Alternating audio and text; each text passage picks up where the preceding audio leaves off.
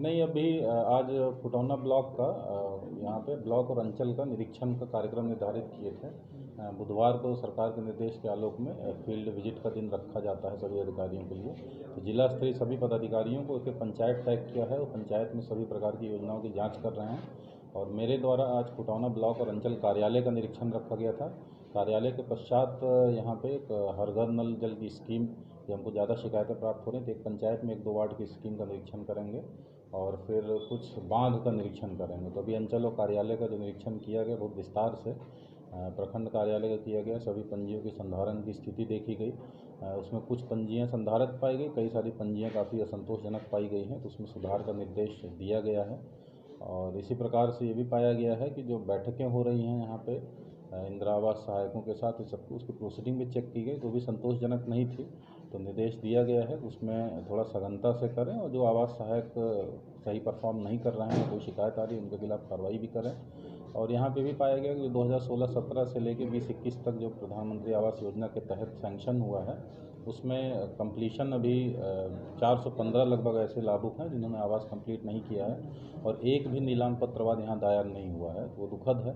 तो प्रखंड विकास पदाधिकारी को निर्देशित किया गया है कि सभी ऐसे व्यक्ति जो निर्माण नहीं कर रहे हैं सभी से नीलाम पत्रवाद दायर करके उस वसूली की कार्रवाई करें। आप लोगों के माध्यम से भी मैं जो प्रधानमंत्री आवास योजना के लाभुकों से अनुरोध करूँगा कि अनुरोध नहीं, ये चेतावनी समझ लें कि अब 415 लोग ऐसे हैं कि पैसा कई सालों से ले लिए हैं, निर्माण नहीं किए हैं।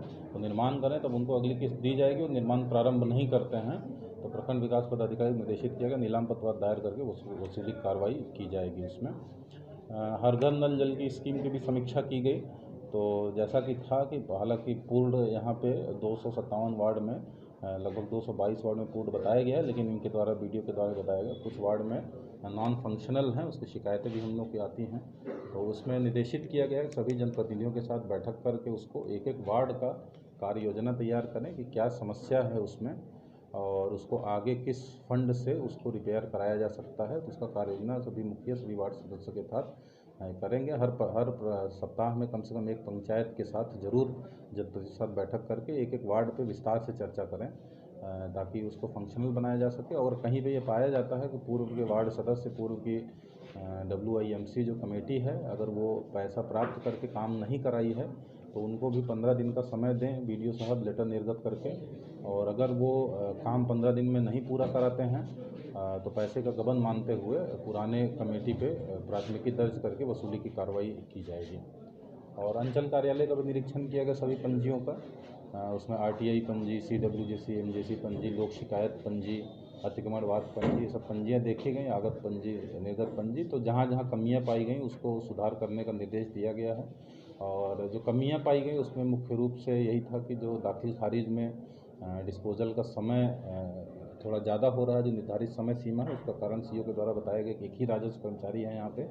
तो अभी हम लोग जून माह में ट्रांसफ़र करेंगे और प्रयास करेंगे कि जो समानुपातिक रूप से सभी अंचलों में राजस्व कर्मचारी दिए जाएं ताकि यहाँ भी दाखिल खारिज के निष्पादन के मामलों में तेज़ी आए। और इसके अतिरिक्त परिमार्जन पोर्टल पे भी देखा गया है 200 से ज़्यादा करीब आवेदन पेंडिंग है पिछले 4 माह के। हालांकि CO के द्वारा भी काम किया जा रहा है, लेकिन वही है, हमको लग रहा है एक ही राजस्व कर्मचारी होने के नाते थोड़ा पेंडेंसी ज़्यादा है। तो उम्मीद करते हैं कि इनको और स्टाफ मिलेगा और इस तेज़ी से काम कराएंगे उसमें और सुधार होगा। और जो महत्वपूर्ण निर्णय और लिया गया है, हम लोग को ज़मीनी विवाद के संबंध में जो शिकायतें बहुत प्राप्त होती हैं, हमारे शुक्रवारी जनता दरबार में भी हम देख रहे हैं हमारे 50% मामले ज़मीनी विवाद से संबंधित रहते हैं। तो इसके लिए शनिवारी जनता दरबार तो अंचलाधिकारी के द्वारा और थाना प्रभारी के द्वारा ज्वाइंट रूप से किया ही जा रहा है। साथ ही साथ ये इंश्योर कराने के लिए कि स्थल निरीक्षण संयुक्त रूप से हो ताकि वाद का और गुणवत्तापूर्वक निष्पादन हो सके ज़मीनी विवाद का। तो सप्ताह में कम से कम एक दिन निर्धारित करने का निर्देश दिया गया, इसमें CO और थाना प्रभारी ज्वाइंट रूप से इंस्पेक्शन करेंगे। एक पंचायत के जितने परिवाद हैं उन सभी मामलों की सुनवाई करेंगे पंचायत में ही जाके और उसका स्थल निरीक्षण करके जितने मामले संभव वहीं निष्पादित करेंगे। जो उनके स्तर से संभव नहीं होगा मंडल पदाधिकारी को ज्वाइंट रिपोर्ट वो लोग देंगे।